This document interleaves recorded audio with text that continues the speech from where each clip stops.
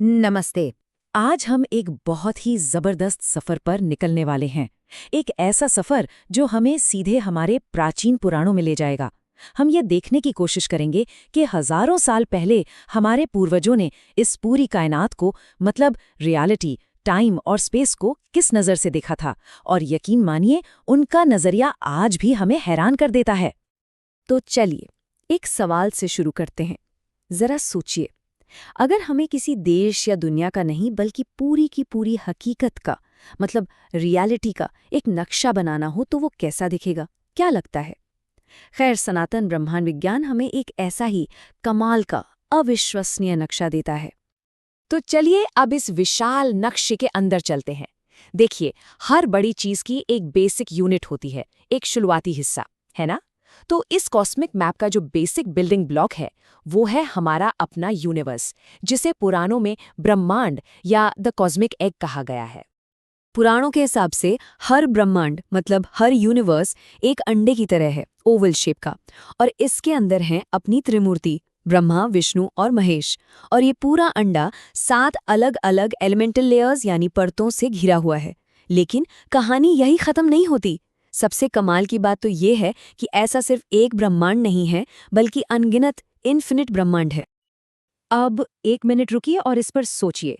अनंत universe का ये concept कुछ सुना सुना सा नहीं लगता?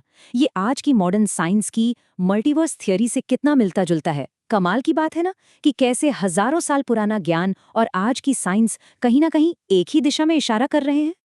तो ठीक है, हमने ये तो जान लिया कि ऐसे बहुत सारे ब्रह्मांड हैं, पर सवाल ये है कि इस एक ब्रह्मांडीय अंडे के अंदर आखिर है क्या।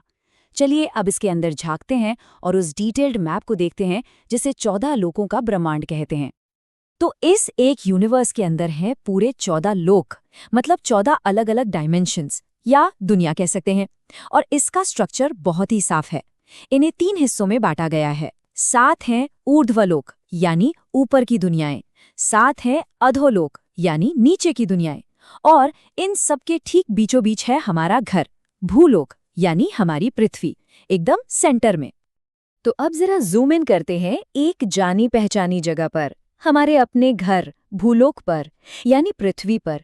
और पुराणों में इसका जो जिक्र मिलता है ना, वो भी बहुत ही अलग और इंटरेस्टिंग है। खास तौर पर भागवत पुराण में पृथ्वी का एक बहुत ही अनोखा नक्शा मिलता है। इसके मुताबिक हमारी पृथ्वी 7 कॉन्सेंट्रिक आइलैंड्स का एक सिस्टम है, जिसे जम्बू द्वीप सिस्टम कहते हैं। और हमारा भारत वो इसी जम्बू द्वीप का एक हिस्सा है। और मजे की बात यह है कि इन द्वीपों के चारों तरफ सिर्फ पानी के ही समंदर नहीं है, बल्कि दूध, घी और गन्ने के रस जैसे सिंबॉलिक समंदर हैं, जो शायद फिजिकल से ज्यादा एक स्पिरिचुअल ज्योग्राफी की तरफ इशारा करते हैं। चलिए अब पृथ्वी से थोड़ा दूर निकलते हैं और कुछ खास लोगों की सैर करते हैं। वो लोग जो सुख, सजा और सुंदरता से जुड़े हैं। और यहाँ पर हमें स्वर्ग और नर्क के कॉन्सेप्ट को ठीक से समझना होगा, क्योंकि इसे लेकर एक बहुत बड़ा कंफ्यूजन है जो अक्सर लोगों को होता है। तो सबसे पहले बात करते हैं स्वर्गलोक की। ये इंद्र जैसे देवताओं, डिवाइन बीइंग्स और बड़े बड़े ऋषियों का घर है। यहाँ वो लोग जाते हैं जिन्होंने अच्छे कर्म किए हैं। ये एक तरह का इनाम है। यहाँ बहुत सुख है, हर तरह की खुशी है। लेकिन, और ये लेकिन बहुत जरूरी है, ये फाइनल डेस्टिनेशन नहीं है, ये मोक्ष नहीं है। ये बस एक टेम्पररी जगह है जहां आप अपने अच्छे कर्मों का फल भोगते हैं। अच्छा, अब चलते हैं नीचे के लोकों की तरफ, जिन्हें पाताल लोक कहा जाता है। अब देखिए, ज्यादातर लोग पाताल का मतलब कुछ बुरा या डरावना समझते हैं, लेकिन पुराणों में इसका जिक्र बिल्कुल उल्टा है।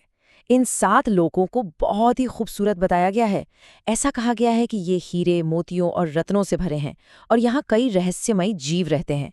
बल्कि सबसे नीचे वाला लोक, जिसे पाताल ही कहते हैं, वो तो सबसे ज्यादा शानदार है। और यही वो सबसे बड़ा कंफ्यूजन है जिसे हमें दूर करना है। पाताल लोक और नर्क, ये दोनों एक नहीं है, बिल्कुल नहीं। पाताल, जैसा कि हमने देखा, उन 14 लोकों का हिस्सा है। वो खूबसूरत है, धन दौलत से भरा है। जबकि नर्क वो एक बिल्कुल अलग जगह है। वो यमराज का क्षेत्र है, जहां बुरे कर्मों का हिसाब चुकाने के लिए एक टेम्पररी सजा मिलती है।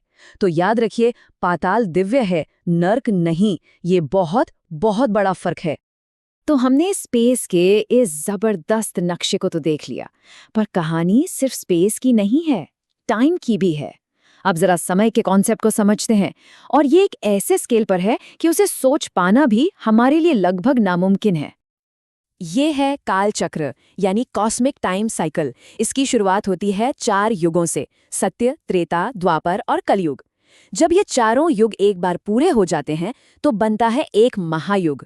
अब जरा दिमाग पर जोर डालिए, ऐसे 1000 महायुग जब बीतते हैं तब जाकर सृष्टिकर्ता ब्रह्मा का सिर्फ एक दिन पूरा होता है, सिर्फ एक दिन।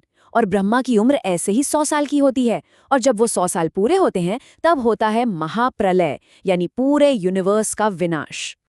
और ये नंबर देखिए, 4.32 मिलियन साल यानी 43,20,000 साल। ये सिर्फ एक महायुग का समय है, ब्रह्मा के एक दिन का बस 1000वां हिस्सा।